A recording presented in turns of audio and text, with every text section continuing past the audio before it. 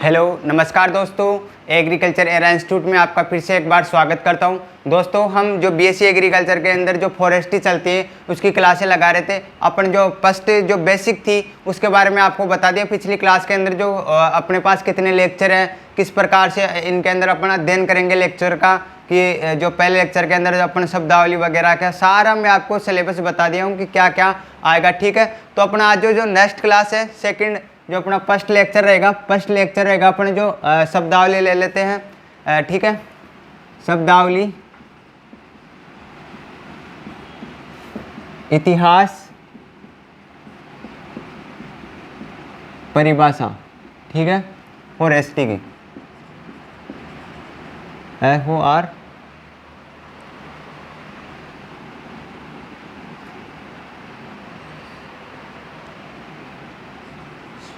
Forestry. ठीक है, इसके बाद अपन चलते हैं।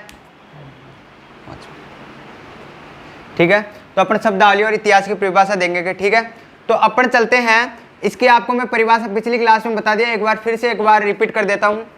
पृथ्वी का वह विस्तृत भाग जो विभिन्न तरह के पौधों, जमीन से मिलकर उगने वाले छोटे आकार के पौधे जिन्हें हम घास पात की संज्ञा दे सकते हैं। कुछ छोटे बड़े आकार की झाड़ियाँ, बड़े आकार के पौधे जिन्हें हम साधारण भाषा में वृक्ष कहते हैं।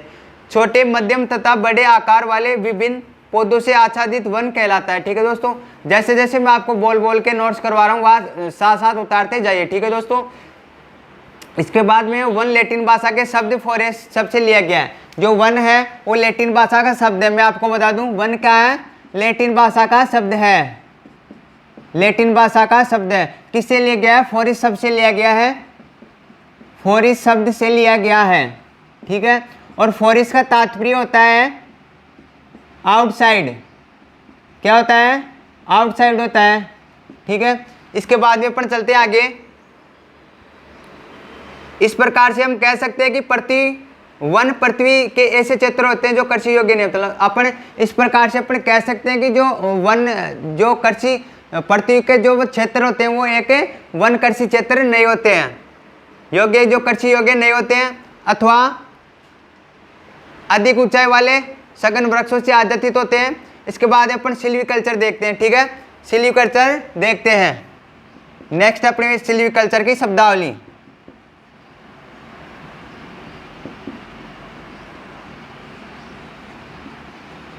ठीक है, सिल्वीकल्चर के अंदर देखते हैं अपन, इसकी डेफिनेशन देखेंगे और ऑब्जेक्टिव। वानिकी या वन विज्ञान की वह शाखा जो वन फसलों की स्थापना, विकास, पुनरुत्पादन, परिपालना, व्याख्या करती है, वनवर्धन कहलाता है। वन विज्ञान की वह शाखा,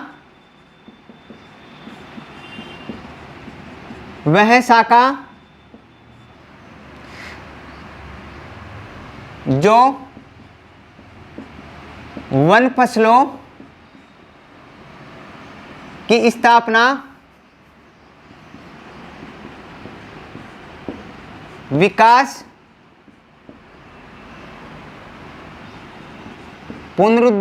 पुनरुत्पादन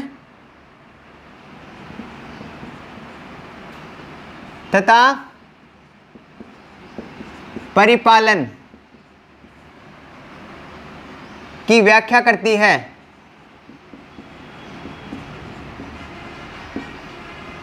उसे अपन सिल्वीकल्चर कहते हैं।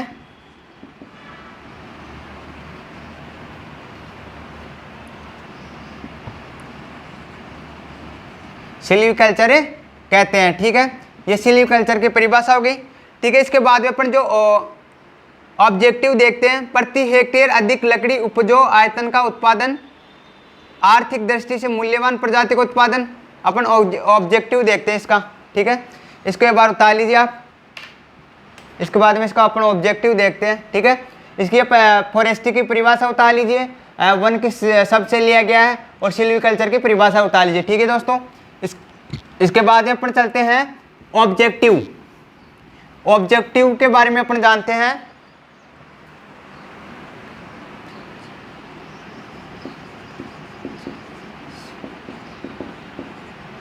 ठीक है, ऑब्जेक्टिव के बारे के अंदर दे रखा है ये क्या क्या आपके छोटे क्वेश्चन में या तो 4 नंबर के क्वेश्चन में पूछेगा या 2 नंबर के क्वेश्चन में पूछा जाता है ये क्वेश्चन। आर्थिक दृष्टि से मूल्यवान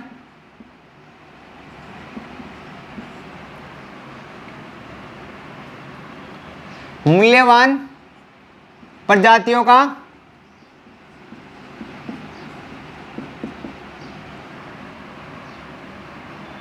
उत्पादन करना। ठीक है, इसके बाद में अपने पास है आगे आवर्तन में कमी होना, मतलब जो आवर्तन होता है, पेड़ का आवर्तन होता है, उसके अंदर कमी होना, आवर्तन में कमी आना। ठीक है, इसके बाद में थर्ड लाइन है गुणवान लकड़ी का उत्पादन करना।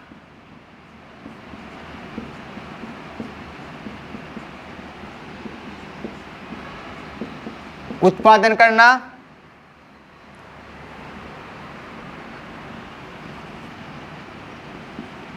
रिक्त व वन विहीन स्थानों पर वन लगाना। ठीक है, जो इसका ऑब्जेक्टिव है, इसका उद्देश्य देखते हैं अपन। जो उद्देश्य होता है, उद्देश्य आपको पूछ लेता है, जो फॉरेस्ट्री होता है उसका उद्देश्य बताइए। ठीक है, इसके बाद में एक बार एक और बता देता हूं आपको, इसके बाद में टॉपिक जो उद्देश्य का है, प्राकृतिक वनों के स्थान पर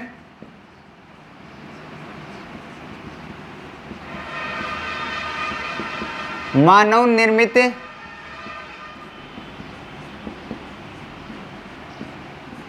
वन लगाना। ठीक है, अब जो फॉरेस्ट्री का वो उद्देश्य एक बार मैं आपको समझा देता हूँ। आपको क्या किया, तो 2 नंबर से या फिर 4 नंबर के अंदर से क्वेश्चन पूछा जाएगा।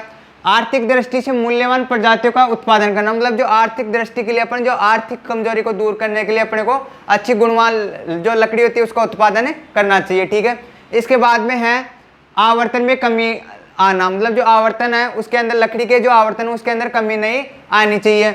इसके बाद में गुणवान लकड़ी का उत्पादन करना चाहिए। अपने को जो गुणवान लकड़ी होती है, अपने को जो गुण प्रदान करे उसी लकड़ी का अपने को उत्पादन करना चाहिए।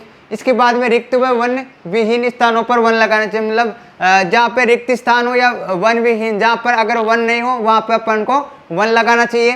प्राकृतिक वनों के स्थान पर अपन मानव निर्मित वन लगाना चाहिए, मतलब जो प्राकृतिक वन नहीं हो उसकी जगह अपन को कृत्रिम वन लगाना चाहिए। ठीक है, ये अपना उद्देश्य कंप्लीट हुआ। ठीक है, इसके अंदर या तो आपको 2 नंबर का क्वेश्चन पूछा जाएगा या फिर 4 नंबर का क्वेश्चन पूछा जाएगा। ठीक है, तो एक बार इसे उतार लीजिए, इसके बाद में अपना आगे चलते हैं। आगे अपने पास है national forestry policy of India. ठीक है, उतार लीजिए इसको एक बार, उद्देश्य को।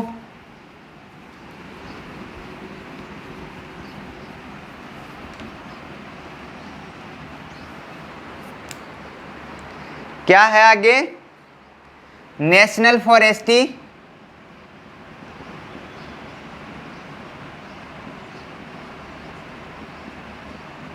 In India. ठीक है,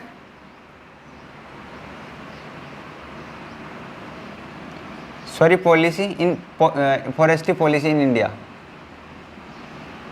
ठीक है, अब इसके बारे में अपन जानेंगे। जो पॉलिसी होती है, भारत उन कुछ देशों में से एक है जिसके पास 1894 से वन नीति है। भारत के अंदर, भारत उन कुछ देशों में से एक है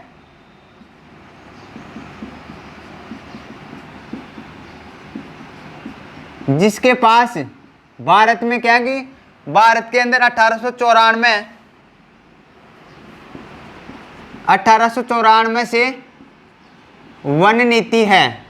ठीक है, कई देशों में से एक ही ऐसा भारत देश है जिसके पास 1894 से वन नीति है। इसके बाद में है आगे वन नीति 1952 में और फिर 1988 में संशोधित हुई। पहले वन नीति है 1952 में संशोधित की गई। ठीक है, इसके अंदर से भी आपको जो वन संशोधित नीति है वो कब लागू की गई वो भी आपको पूछ सकता है, तो वो की गई है 1952 के अंदर। इसके बाद में है अपन जो इसकी जो आपको मैं बता दूं सन वगैरह की बाघ परियोजना कब लागू की गई। बाघ परियोजना थी, आपको छोटे ऑब्जेक्टिव क्वेश्चन के अंदर पूछ सकता है। बाघ परियोजना थी 1973 के अंदर, ठीक है। इसके बाद में है आगे वन संरक्षण अधिनियम कब लागू हुआ। अधिनियम ये लागू हुआ था 1980 के अंदर, ठीक है। इसके बाद में तीसरा अपने पास है भारतीय वन अधिनियम संशोधन। भारतीय वन अधिनियम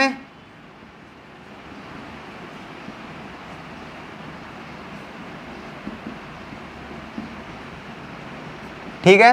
भारतीय वन अधिनियम संशोधन हुआ था 1927 के अंदर, ठीक है। ये अपना जो national forestry policy in India हो गया कि अपने पास भारत उन कुछ देशों में से एक है जिसके पास 1894 से एक जो वन नीति है वो है, अन्यथा किसी देश के पास नहीं है। और वन जो संशोधित नीति है वो 1952 में संशोधित की गई थी। इसके बाद में जो बाघ परियोजना है वो 1973 के अंदर लागू की गई। इसके बाद में वन संरक्षण अधिनियम 1980 के अंदर। और तीसरा अपने पास भारतीय वन अधिनियम संशोधन कब किया गया था 1927 के अंदर। आपको जो ऑब्जेक्टिव क्वेश्चन है उसके अंदर पूछा जाता है ये छोटे छोटे क्वेश्चन, तो एक बार उतार लीजिए। इसके बाद में अपन चलते हैं आगे।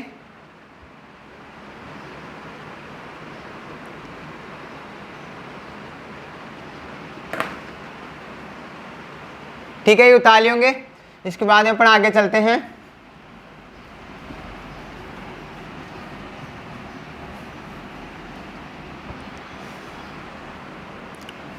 एम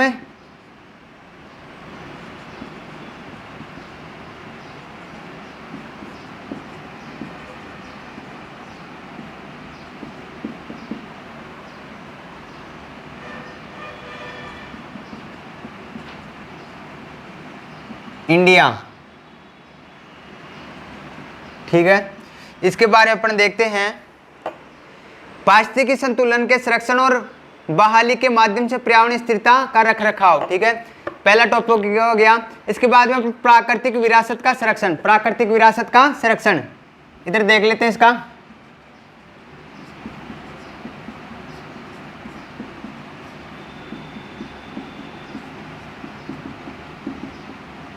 प्राकृतिक विरासत का संरक्षण नदियों, झीलों और जलाशयों के जलग्रहण क्षेत्रों में मिट्टी संरक्षण और निरूपण की जांच करना, ठीक है।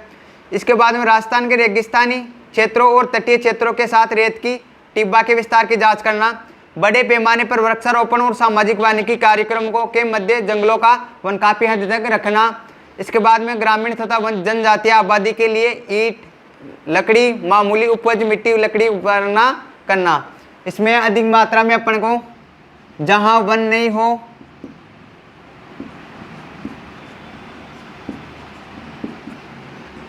वहां अधिक मात्रा में वन लगाना चाहिए।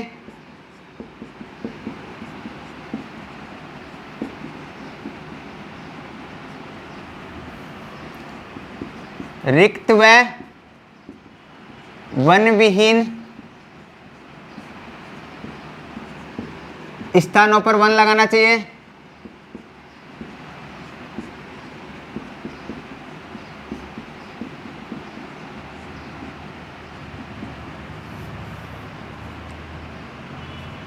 नदियों, तालाबों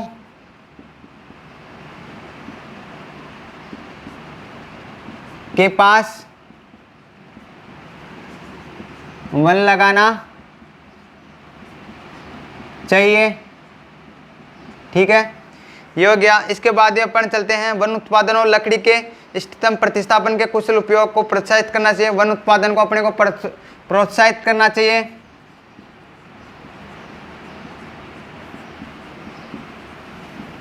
प्रोत्साहित करना चाहिए,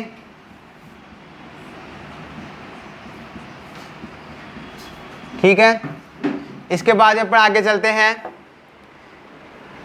जो ये था अपना जो national forestry policy in India, ठीक है, AIM, ठीक है, ये कंप्लीट हुआ।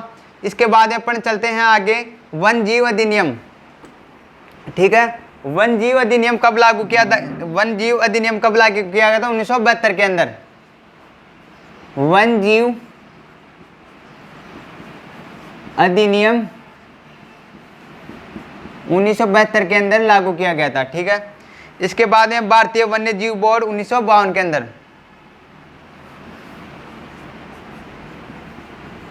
भारतीय वन्य जीव बोर्ड 1952 के अंदर। ठीक है, ये हो गया। इसके बाद में है फॉरेस्ट्री ऑफ क्लासिफिकेशन। ठीक है, जो ये था अपना। इसके बाद में एक लाइन और है, रक्षा, संचार और उपयोग के आधार पर आवश्यक लकड़ी और अन्य वन उत्पादन की निरंतर आपूर्ति की आवश्यकता। ठीक है, ये हो गया अपना। इसके बाद में अपन जो देखते हैं फॉरेस्ट्री ऑफ क्लासिफिकेशन, फॉरेस्ट्री का अपन वर्गीकरण देखते हैं। ठीक है, ये कंप्लीट हुआ। इसके बाद में एक बार इसको उतार लीजिए। ठीक है दोस्तों, या स्क्रीनशॉट ले लीजिए।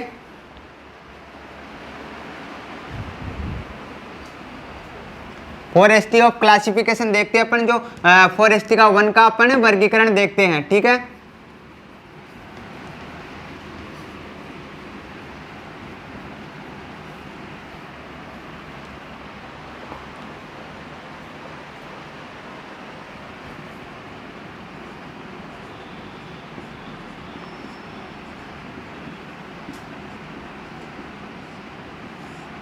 ठीक है, वन का वर्गीकरण देखते हैं अपन। पहला है संरक्षण वन। वन कितने प्रकार के होते हैं? पहले तो यह है, वन 4 प्रकार के होते हैं। ठीक है, ये पहली लाइन हुई। इसके बाद अपन पहला जो वन जो वर्गीकरण है वन का, वन है पहला संरक्षण वन। संरक्षण वन के बारे में जानते हैं अपन। संरक्षण वन क्या होता है? संरक्षण वन है, संरक्षण वन पहाड़ी ढलान, नदी के किनारे, समुद्र तटों पर यह अन्य क्रोडिबल इलाकों पर पाया जंगल या आवश्यक निरूपित है। मतलब जो संरक्षण वन है वो एक तो पहाड़ी ढलान, पहाड़ी ढलान व नदी के किनारे,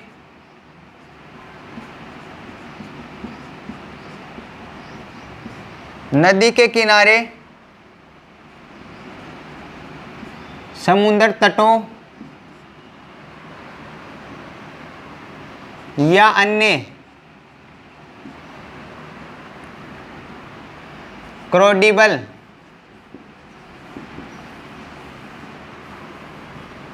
इलाकों पर पाया जाता है, में पाया जाता है। ठीक है, इसके बाद अपन चलते हैं आगे।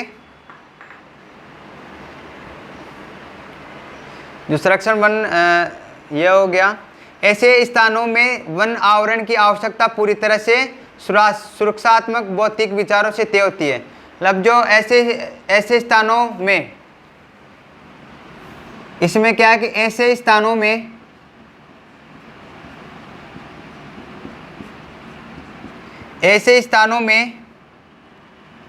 वन आवरण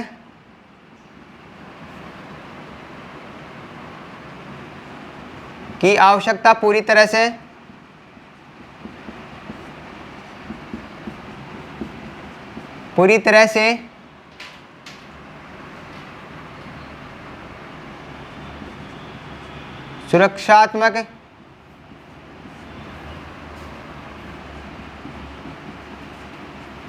सुरक्षात्मक भौतिक विचारों से तय होती है।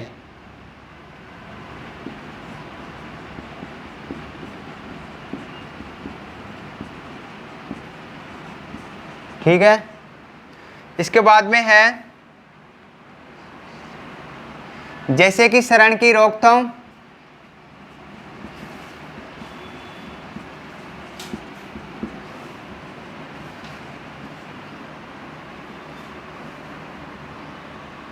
नमी के संरक्षण,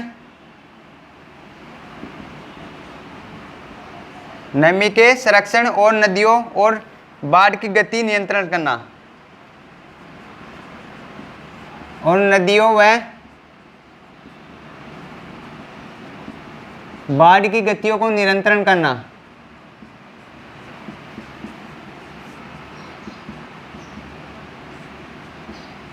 ठीक है।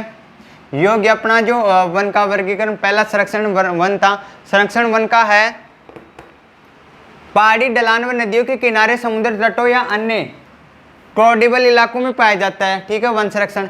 इसके अपन जो तय करते हैं, ठीक है, तय किस प्रकार करते हैं अपन, विचारों का तय किस प्रकार करते हैं अपन, ऐसे स्थानों में वन आवरण की आवश्यकता पूरी तरह से होती है। मतलब जो वनों का आवरण होता है वो इसके अंदर अपने को वन की पूरे आवरण की आवश्यकता होती है, क्योंकि सुरक्षात्मक भौतिक विचारों से तय होती है, जैसे कि शरण की रोकथाम, नमी के संरक्षण और नदियों व बाढ़ की गतियों को नियंत्रण करना है। ठीक है। इसके बाद में जो वन संरक्षण वन था वो कंप्लीट हुआ। इसके बाद में राष्ट्रीय वन सेकंड है, इसके बाद उतार लीजिए।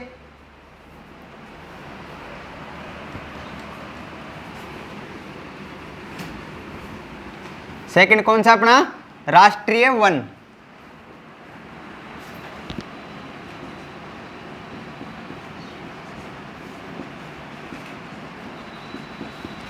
ठीक है।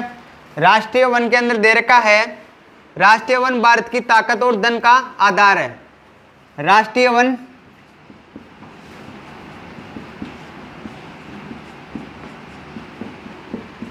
भारत की ताकत व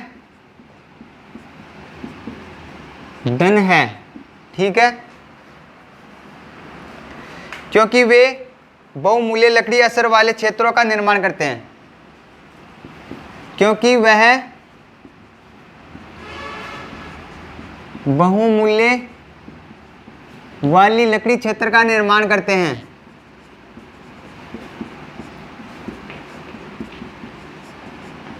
निर्माण करते हैं। ठीक है।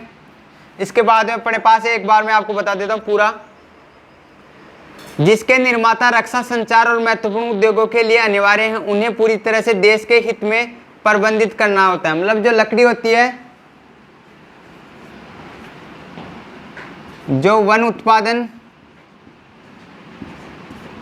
को पूरी तरह से भारत के हित में दिया जाता है।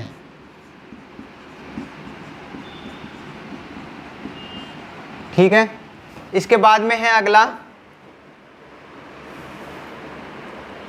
उनके संगठन और विकास राज्यों के सबसे महत्वपूर्ण कार्य में से एक है उद्योगों के लिए लकड़ी की निरंतर आपूर्ति और बचाव, संचार और अन्य राष्ट्रीय उद्देश्य के लिए लंबे में रखने के लिए वैज्ञानिक और वाणिज्यिक लाइनों पर उनका प्रबंधन आवश्यक है। मतलब जो वाणिज्य लाइनों पर इनका प्रबंधन बहुत ही आवश्यक है।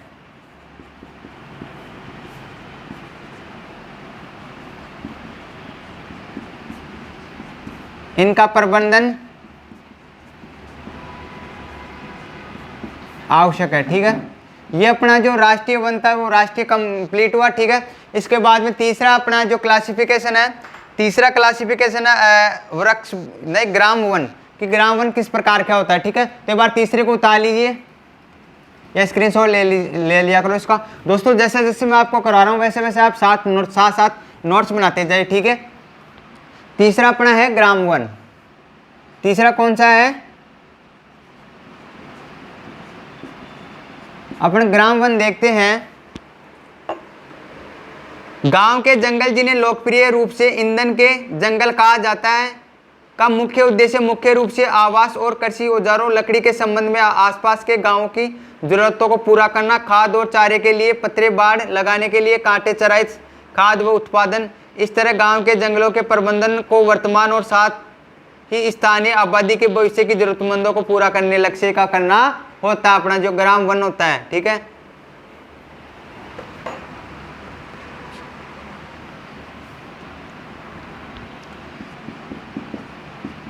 गांव के जंगल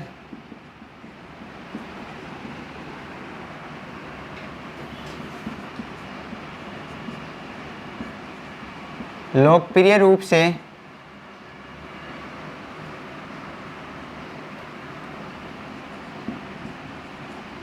ईंधन के जंगल कहा जाता है।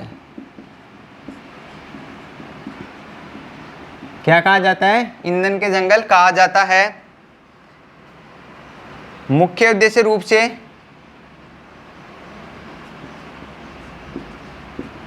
ग्राम वन मुख्य रूप से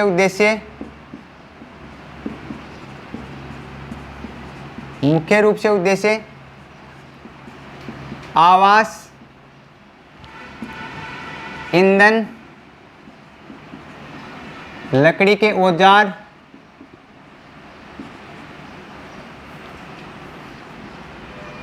गांव के ग्रामीण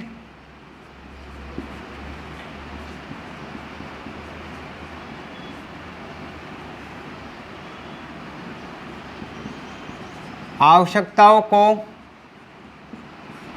की पूर्ति करते हैं। ठीक है, क्या करते हैं? आवश्यकताओं की पूर्ति करते हैं। तीसरा अपने पास खाद और चारे की पूर्ति करते हैं।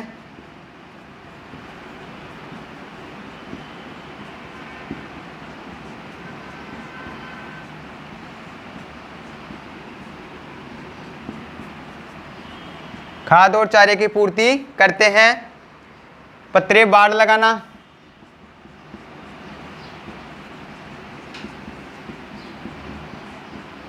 ठीक है।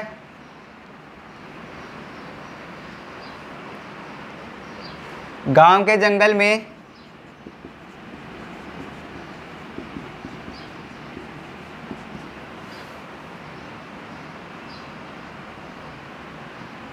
जंगल को वर्तमान और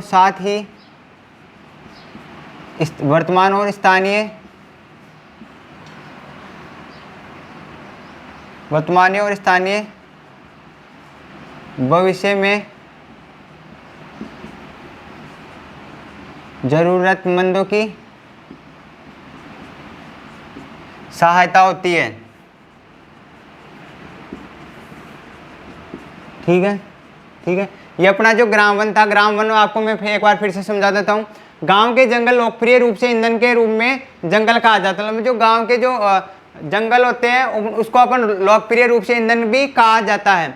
इसके बाद में है ग्राम वन मुख्य रूप से उद्देश्य आवास, ईंधन, लकड़ी के औजार बनाने के लिए काम में आते हैं। तीसरा है गांव के ग्रामीण आवश्यकताओं की पूर्ति होती है। मतलब जो गांव के लोग होते हैं उनकी आवश्यकताओं की पूर्ति होती है। चौथा है खाद और चारे की पूर्ति होती है। जो खाद और चारे की पूर्ति होती है, पात्रे और बाड़ लगाना, मतलब जो खेत के चारों ओर बाड़ लगाया जा सकता है। इसके बाद में गांव के जंगल को वर्तमान और स्थानीय भविष्य में जरूरतमंदों की सहायता होती है। ठीक है, जो अपना तीसरा था ग्राम वन वो कंप्लीट हुआ। इसके बाद में है वृक्ष भूमि। चौथा कौन सा है? वृक्ष भूमि। जहाँ पर वृक्ष होते हैं ओनली भूमि के अंदर, उसे अपन वृक्ष भूमि कहते हैं। जहाँ पर अपन जिस भूमि के अंदर, जिस खेत के अंदर अपन वृक्षों की खेती करते हैं उसे अपन वृक्ष भूमि कहते हैं।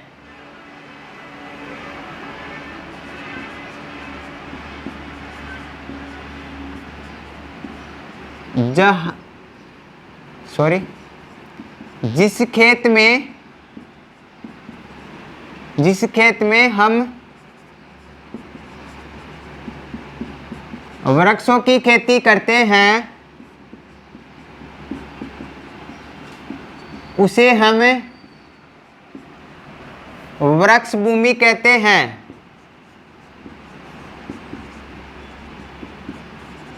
वृक्ष भूमि कहते हैं। ठीक है, ये परिभाषा हो गई। इसके बाद में चलते हैं। यद्यपि वृक्ष भूमि भारत जैसे देश में नियमित वनों का हिस्सा नहीं है, जहां उनकी वृद्धि, प्रबंधन और विकास लोगों की आवश्यकताओं के लिए महत्वपूर्ण है।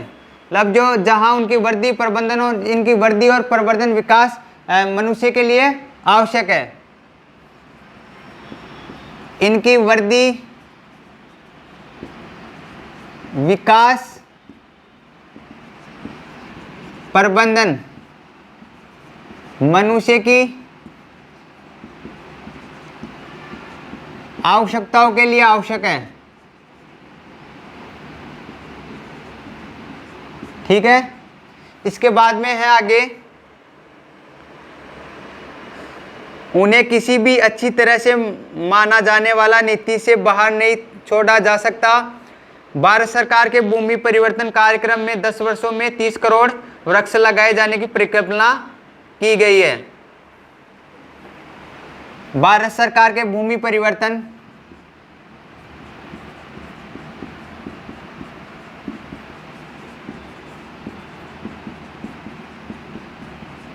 भारत सरकार के भूमि परिवर्तन कार्यक्रम में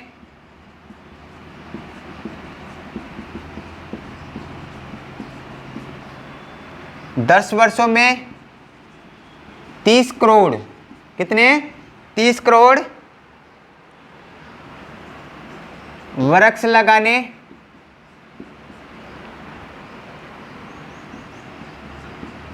जाने की परिकल्पना की गई है।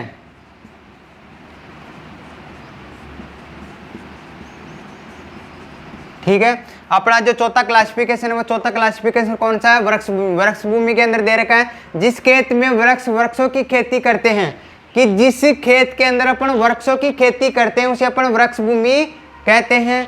इसके बाद में है इसकी वृद्धि, विकास व प्रबंधन मनुष्य की आवश्यकता की पूर्ति करता है। चौथा है भारत सरकार के भूमि परिवर्तन कार्यक्रम के 10 वर्षों में 30 करोड़ वृक्ष लगाने जाने वाली परिकल्पना ली गई। भारत सरकार ने की कि एक परिकल्पना ली गई है कि 10 वर्षों के अंदर अपने को 30 करोड़ वृक्ष लगाने हैं। ठीक है, तो अपना जो फॉरेस्ट्री का वो क्लासिफिकेशन 4 प्रकार से कर लिया गया है अपने। ठीक है, तो अपनी जो आज की क्लास है यही समाप्त करते हैं। अपन क्लासिफिकेशन देख लिए इनकी, अपन जो क्या बेसिक देख लिए कि शब्दावली वगैरह। ठीक है, तो आज की क्लास यही समाप्त करते हैं क्योंकि काफ़ी लंबी क्लास हो गई। इसके बाद अपन आगे नेक्स्ट क्लास में फिर देखेंगे फॉरेस्ट्री के अंदर। जब तक दोस्तों अगर मेरी क्लास अच्छी लगी हो, क्लास को ज़्यादा से ज़्यादा दोस्तों के पास शेयर कीजिए, और जो दोस्त इस चैनल पे नए जुड़े हैं वो चैनल को भी सब्सक्राइब कर दें। ठीक है दोस्तों, तो मिलते हैं फिर एक बार अगली क्लास में। जब तक जय हिंद, जय भारत, धन्यवाद दोस्तों।